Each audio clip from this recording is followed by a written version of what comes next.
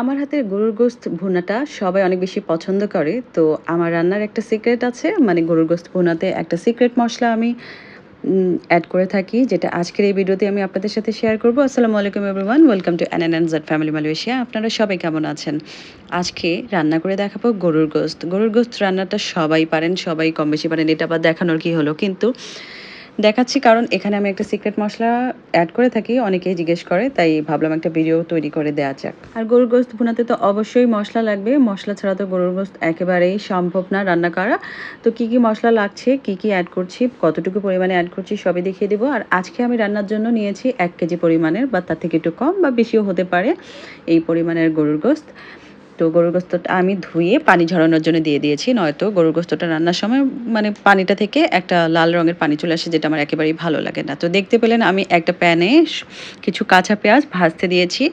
তো পেঁয়াজটা ততক্ষণে ভাজা হয়ে থাক, এর মধ্যে আমরা গোস্তটাকে একটু ম্যারিনেট করি। ম্যারিনেট করার জন্য এখানে আমি নিয়ে নিয়েছি 1.5 টেবিল চামচ শুকনো মরিচের গুঁড়া, চা চামচ হলুদের গুঁড়া, এবং 1 চা চামচ গরম মশলা গুঁড়া, 1 চা চামচ হলুদের গুঁড়া, পরিমাণ মতো লবণ এবং কাঁচা পেঁয়াজ।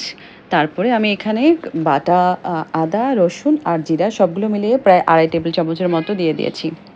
এগুলো এখন সুন্দর মতো আমি মাখিয়ে নিচ্ছি। তো পেঁয়াজটা অনেকটা ভাজা হয়ে আসছে, ততক্ষণে কিন্তু মাংসটা একটু ম্যারিনেট হয়ে থাক। পেঁয়াজটা একেবারে বেরেস্তাও করবো না, তার থেকে একটু হালকা কম ভাজবো। আর এখানে আমি দিয়ে দিচ্ছি দারচিনি, এলাচ এবং তেজপাতা। আমার কাছে লংটা ছিল না, লংটাও দেওয়া গেলে খুব ভালো লাগে। তো সমস্যা নেই, যে মশলাগুলো দিচ্ছি এগুলোতে হবে। এই মশলাটা আমি একটা পর্যায়ে অ্যাড করে দেবো। তো এগুলো সব ভাজা হয়ে গেলে আমি এগুলো নামিয়ে মানে একটা পাত্রে নিয়ে ঠান্ডা হতে দেবো। এরপরে ওই একই তেলটাতে যে আমি মশলাগুলো ভেজে নিলাম, মশলাগুলো তুলে রাখার পরে যে তেলটা বেঁচে গিয়েছে সেই তেলটাতে আমি ম্যারিনেট করে রাখা গোস্তগুলো দিয়ে দিচ্ছি। এগুলো এখন আমি একটু হালকা ভেজে নেব। তো এর মধ্যে থেকে পানি বের হয়ে আসবে, কোনো পানি অ্যাড করে দিচ্ছি না এর পর্যায়ে। তো আমি এই গোস্তটাকে অনেকক্ষণ ভুনাবো। ভুনানো হয়ে যখন যাবে তখন আমি এর মধ্যে গরম পানি অ্যাড করে দেবো। আর গরুর গোস্ত খুব সফট হয়ে যাওয়ার পিছনে মানে রান্নায় সফট হওয়ার পিছনে একটা ভালো ভূমিকা রাখে গরম পানি অ্যাড করলে। গরুর গোস্ত আর ভুনানোর পরে যদি আপনি ঠান্ডা পানি অ্যাড করেন, গোস্তটা কিন্তু একটু শক্ত হয়ে যায়, তখন কিন্তু সফট হতে চায় না অনেক ক্ষেত্রে। তো চেষ্টা করবেন গরম পানিটা অ্যাড করেন। এখানে আমি আমার গোস্তটাকে অনেক ভালো মতো ভুনিয়ে নিয়েছি, প্রায় 15 থেকে 20 মিনিটের মতো। যার চুলার আঁচ যেরকম সেটুকুই সময় লাগে আসলে, আমারটা মিডিয়াম। তো আমি সে কারণে 20 মিনিটের মতো ভুনিয়ে নিয়েছি। ভুনিয়ে নেওয়া হয়ে গেলে এখানে আমি 2 কাপ পরিমাণ গরম পানি অ্যাড করে দিচ্ছি, এবং চুলার আঁচটা আমি মিডিয়াম হিটে রাখবো এবং ঢাকনা দিয়ে কভার করে দেব, যাতে করে আস্তে আস্তে এটা সেদ্ধ হতে থাকে। আর এই যে মশলাগুলো আমি ভেজে নিয়েছিলাম সেগুলো আমি ব্লেন্ড করে নিয়েছি। এগুলো আসলে পাটায় বাটলে খুব মিহি হয়, কিন্তু আমার কাছে পাটা নেই, আমি ব্লেন্ড করে নিয়েছি।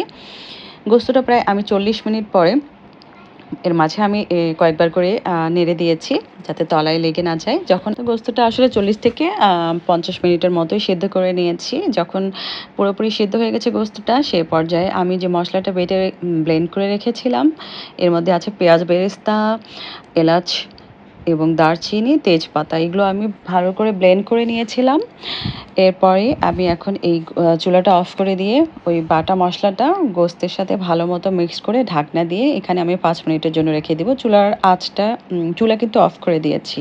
এটাই ছিল আমার গরুর গোস্ত ভুনানোর একটা সিক্রেট মশলা, যেটা অনেকে প্রথমে অ্যাড করে থাকেন, আর আমি এটা ব্লেন্ড করে শেষের দিকে অ্যাড করে থাকি। এভাবে একদিন রান্না করে দেখবেন, মনে হবে যেন আপনি বিয়ে বাড়িতে বসে খাচ্ছেন, যেটা এই মুহূর্তে আমি খাওয়া করছি। তো ভিডিওটি কেমন লেগেছে অবশ্যই জানাতে ভুলবেন না। ভালো লাগলে অবশ্যই শেয়ার করে আমার পাশে থাকবেন। সবাই ভালো থাকবেন। আল্লাহ হাফেজ।